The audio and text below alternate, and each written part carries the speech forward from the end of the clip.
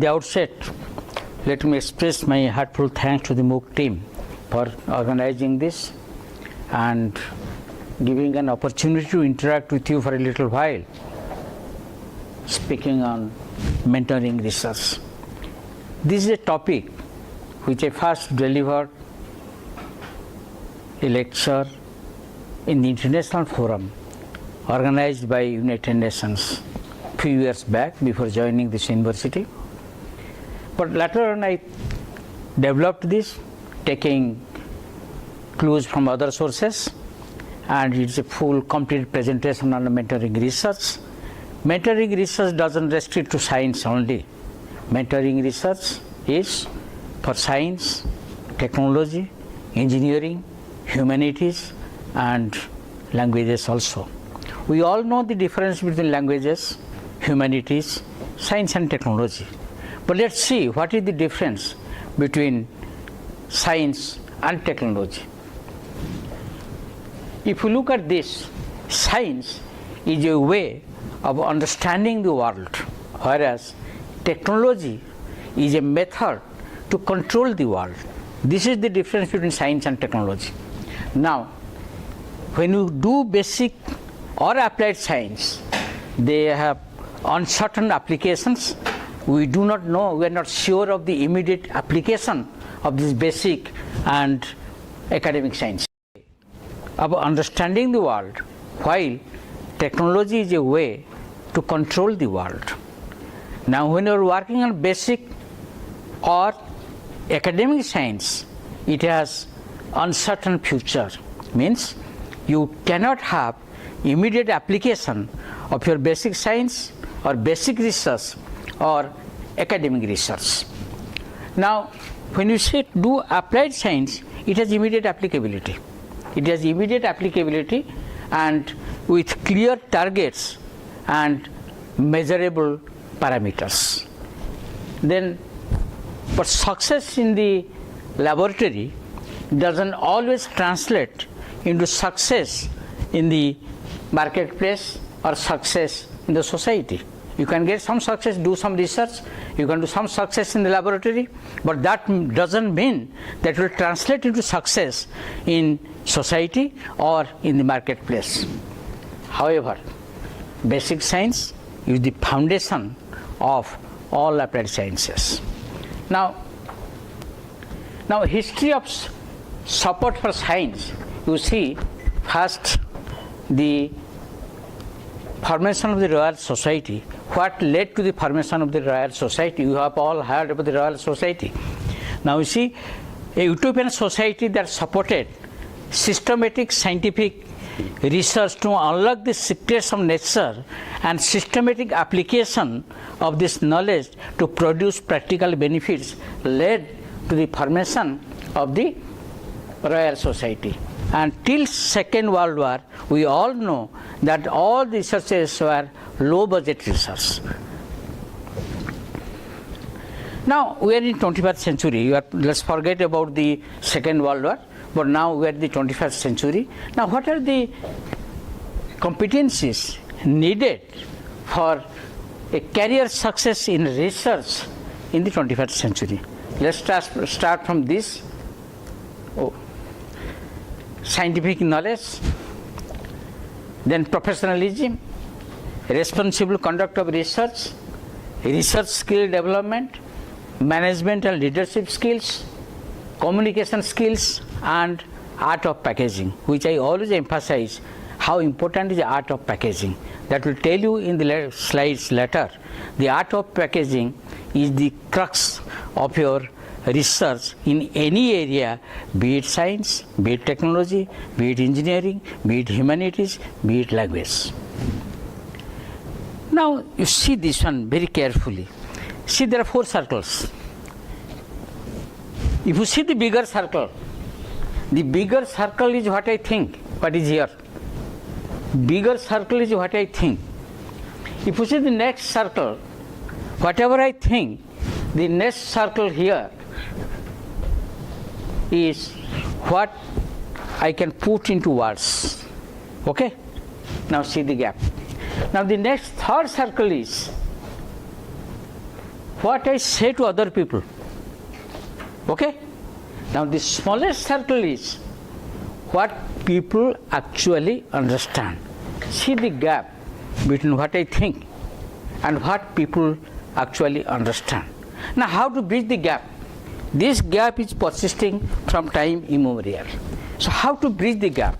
Until and unless we bridge this gap, the what you think to do research in any subject will not be understood by others.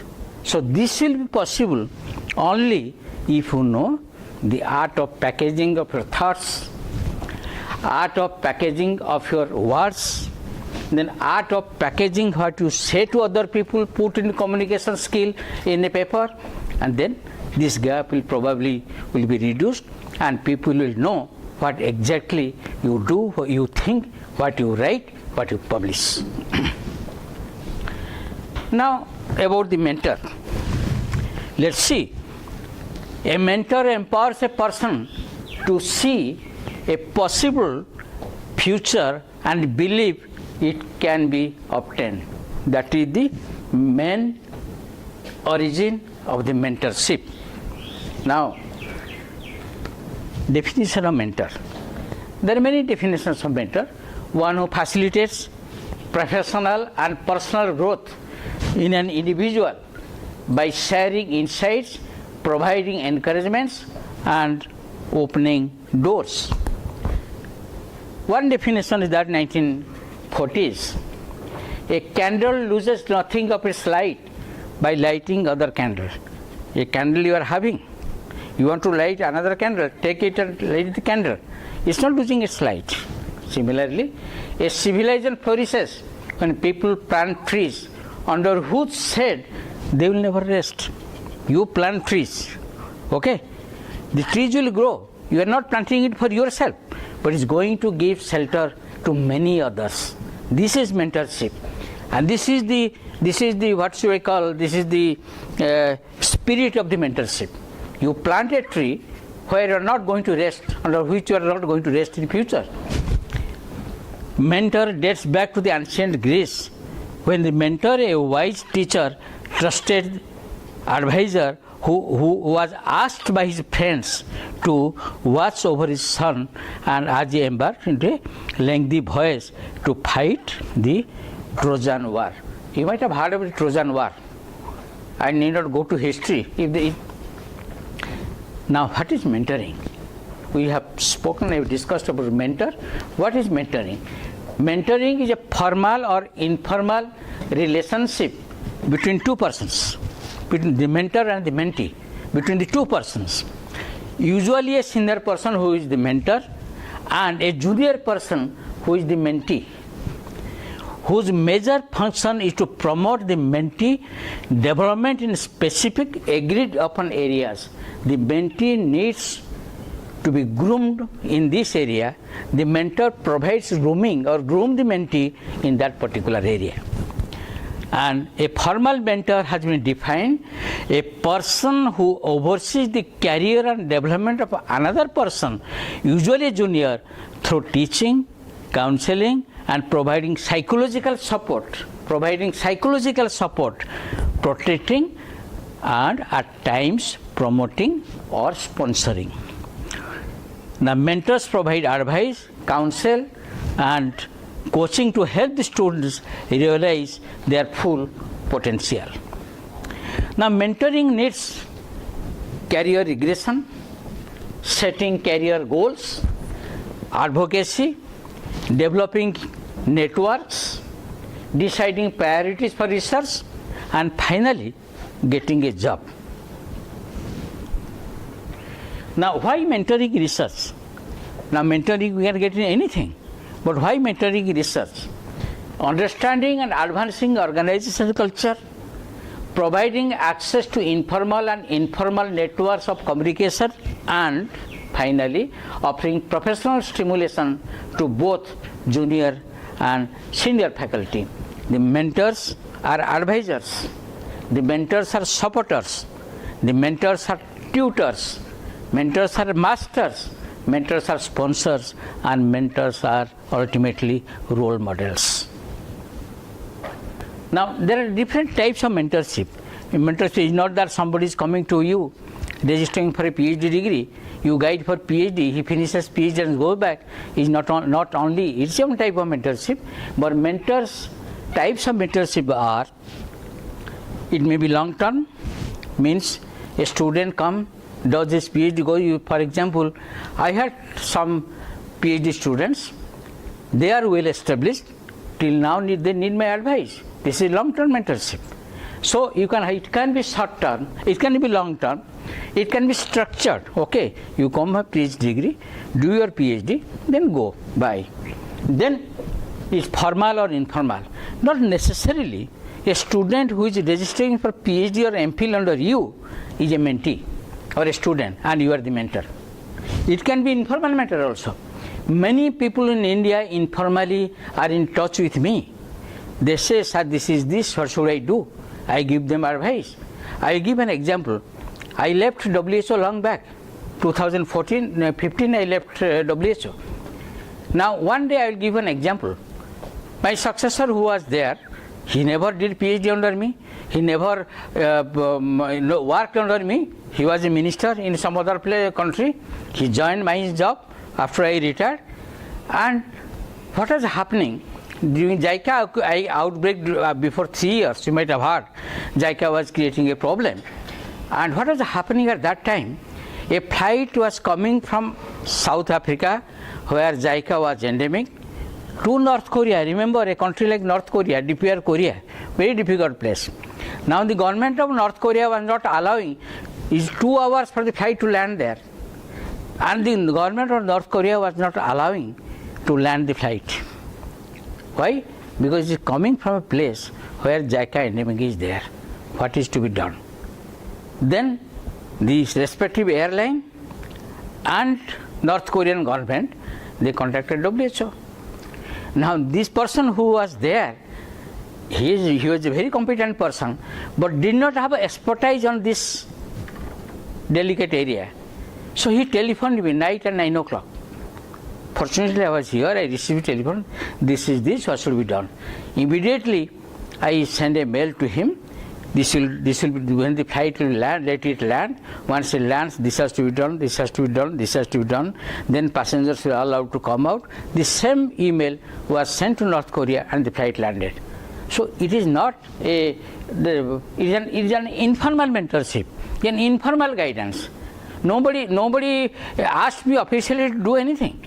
Somebody who knows me, who knew my expertise, was having something, he wanted some advice, I gave him. This is just an informal mentorship. Of course, formal mentorship, we all know. We are doing formal mentoring always. Spontaneous mentorship. See, you are doing something, suppose somebody is working in physics,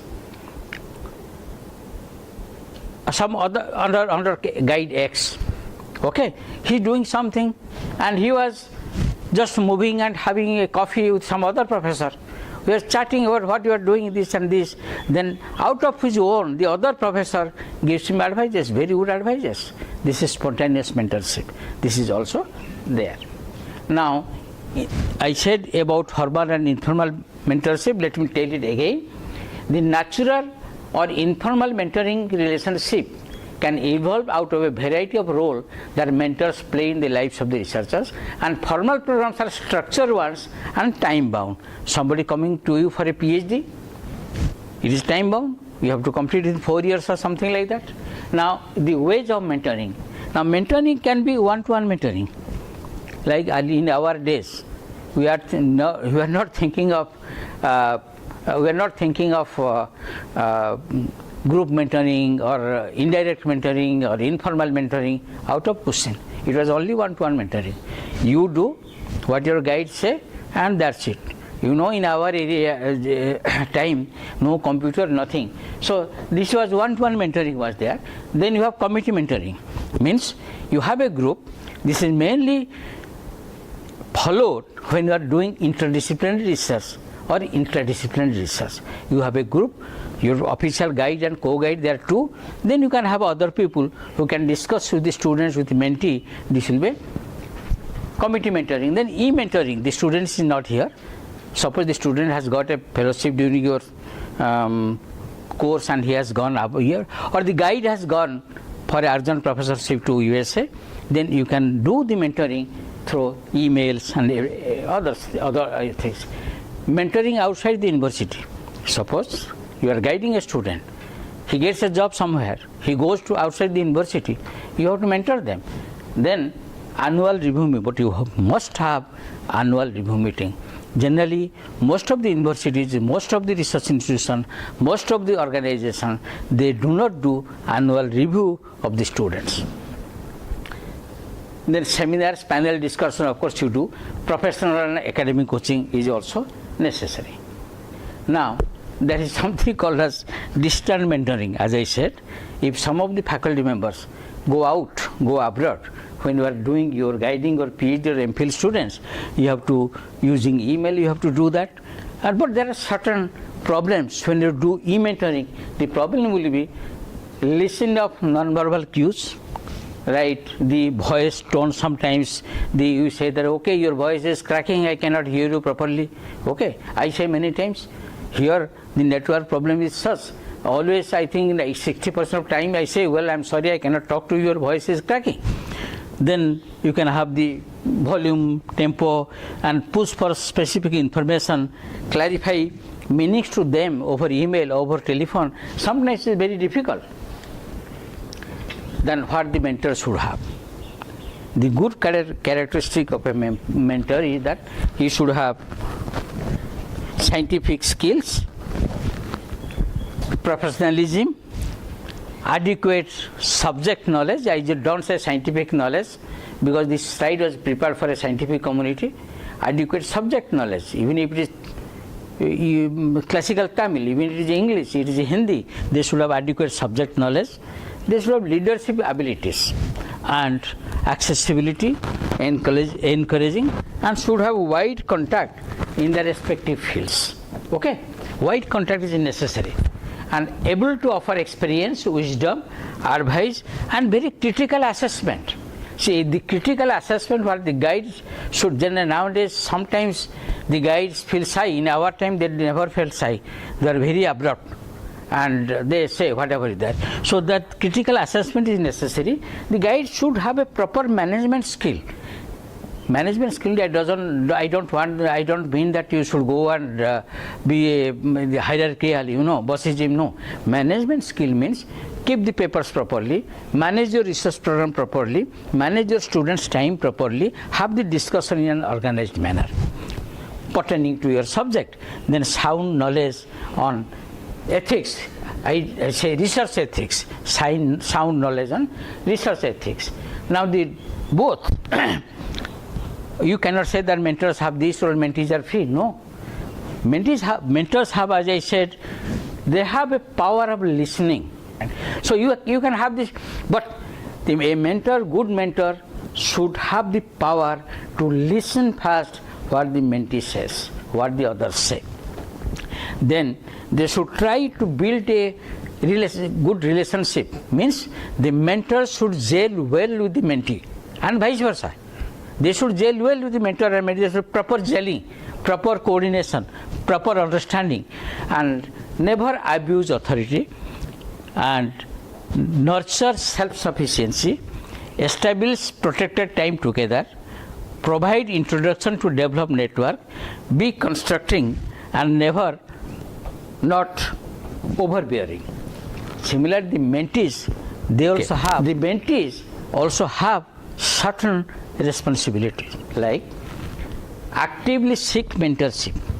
If you are accepting a guide, working under somebody, you seek mentorship from them.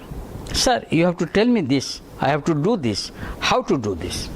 Then take active part in briefing sessions. When there is a briefing session, involve yourself, get active part with this. Then agree on objectives to the mentor. Your mentor is a senior person. He knows definitely more than you. That is why you have chosen him or her as a guide, as a mentor. So listen to the objectives of the mentor and whenever required, ask questions. Asking questions is not a bad thing. Asking constructive questions is always good, not only for the mentee but also for the mentor. Okay. Then seek advice also. Adhere to negotiated schedule. You know, both of you, mentor and mentee, you have agreed upon a schedule to work for a particular degree or particular thing. So adhere to that one and provide formal feedback. Then finally, keep a record of meetings with the mentor. This date I met the mentor, this was the discussion, this was done like this. Now, roles if you see, no, this, okay. There is something, you know, after you do your PhD, there is something called, people do go for postdoc. There is something called as postdoctoral mentoring, whatever subject it may be. Consider career pathways in the earliest stage, network throughout all the stages of postdoctoral. It's not like doctoral research, guiding. Collaboration, which I always say is very important, and then leadership training, grant administration, budgeting of your work and personnel, work and personnel, and research dissemination and translation. Now the selection, how you select a good mentor. There is a selection criteria for mentorship. Research interest. Suppose I am in life sciences, I want to work on endocrinology. I will find out whether Central or Tamil Nadu or XYZ has a faculty with sufficient expertise and qualifications in endocrinology. If not, I will opt something else. So research interest, the mentee has to see the research expertise of the mentor. Mentor has to see the research interest in the mentee. That is necessary. Then the experience of the mentor and ability to communicate, relevance and importance of research, program and staff support, demonstrated performance. The mentor should have already demonstrated performance by guiding PhD or publishing. See, when a mentor is going to the first time guide, he might not have guided PhD earlier, but his performance can be seen from his publications. Later on I will say how you judge from publications. Now there are some best practices, like in every institution, every office, every organization, we follow best practices. Similarly, during mentor and mentee relationship, we have best practices. The best practices are led by example. The guide, the mentor should be led by example. Interact with respect and professionalism. Respect is most important. The mentor should respect the mentee as a mentee, not as the boss of the mentor. The mentee should respect the mentor as the mentor. Okay? Then you have built trust between each other. Trust is a very big thing. You must trust your mentor. The mentor must trust the mentee. Then partnership, no spoon feeding. This is very important. If you do, suppose a mentee, a PhD student comes and you spoon feed everything, finally the mentee will ask, will expect from you, you should write thesis also. Okay? So expectation will go up. So never spoon feed. If you spoon feed, you are spoiling the career of the mentee, of the student. Okay? So the no spoon feeding, and time management is very important. Make a time frame. This is the roadmap for your work. This work has to be done by this time, and make a time frame. Maintain that time management, and the mentor should always review the mentee, not every day, timely, say fortnightly, monthly. You should review what is the progress. Now, regular interaction with the experts and other mentees also. You allow them to interact. You should also interact. In case you leave before the mentee, have a plan in place to hand over the student to another mentor. See, for example, everybody, you know, somewhere, suppose I am working here as an assistant professor. If I am getting an opportunity as an associate professor, somewhere I will go. I have to go. The mentor has to see his own career growth, but not at the risk of the mentee. So what will happen? They should hand over the student to a competent faculty who will guide that one? Or if the university rule permits, continue as the main guide, have a co-guide who will look at the day-to-day affairs. Here, if students are assigned to you, try to meet to the all existing mentor to debrief, meet the student to reorient it, etc. Now, let them know your expectations. Sometimes a student is coming to me. I am having various expectations from the student. Okay? But when the student comes without knowing my expectations, they are disappointed. So let the students know what do you expect. Well, I expect you to come regularly. If you want, whatever you want, I expect you to complete your work in 4 years. I expect you to publish 2 papers in peer reviewed journal. Whatever your expectation, X, Y, Z, A, B, C, D, E, F, G, it should be known to the mentee. Then inform about the work habits important to you and the project. This is what I have already said. And ask questions and share ideas. Help to gain insight through failure. Devise a work plan. As I said, make a roadmap.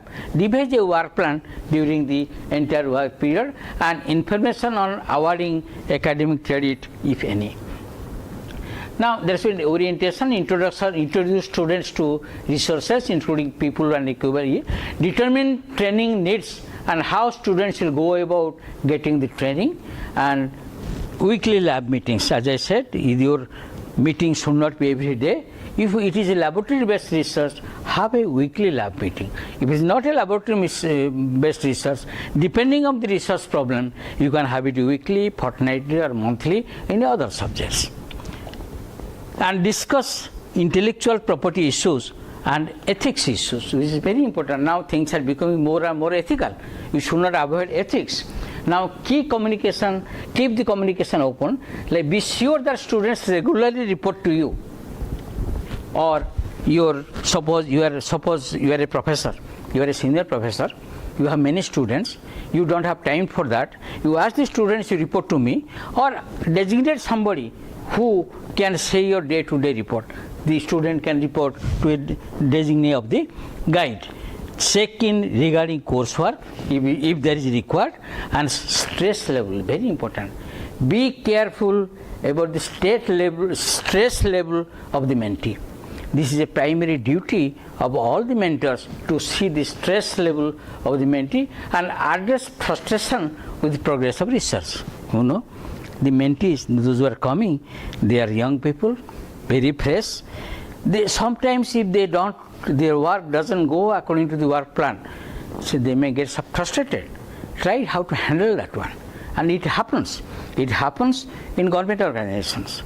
For example, okay, I will not go detail into it. So think of mentoring broadly. Okay, it should be broadly. Like the traditional mentor-mentee dyad model is what we first think of when you hear the term mentoring, but we really should think more broadly. There are several examples I have given. No need to go through them. Now remember that no matter what is experience, a mentee is a student. Always remember that. Mentee is a student. Students may need some flex time during peak stress period. When they are doing research, you always think that the student PhD, they are having this stress level, and they can, if doesn't match with the time, they get sometimes frustrated. So counsel them. And most researchers work 7 to 12 hours a day on a research project.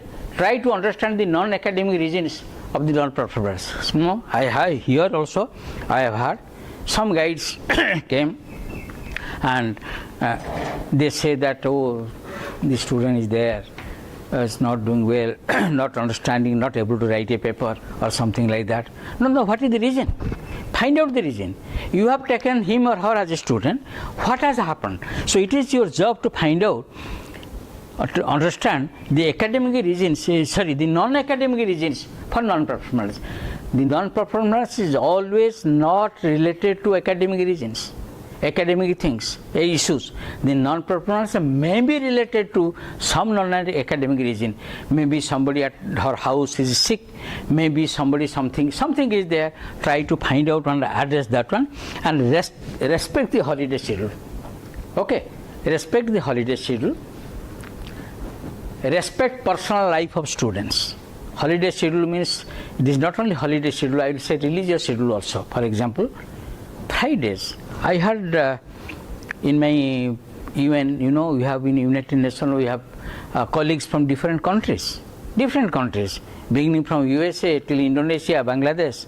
So you have some students from the other community, those who go for a Friday prayer. It is a must for them. You cannot say, no, he is officer, you cannot go. No, I always allow them to go. And it so happened, I requested the boss that you create a room for the Friday prayer here itself. Nobody will go out. So always respect that one and respect personal life of students. Everybody has a personal life. You may be a mentee, you may be a mentor, you may be a vice chancellor, you may be a minister, you may be a secretary, you may be a bureaucrat, you may be whatever. Everybody has a personal life. Similarly, a student who comes as a mentee has also his or her personal life. Respect that.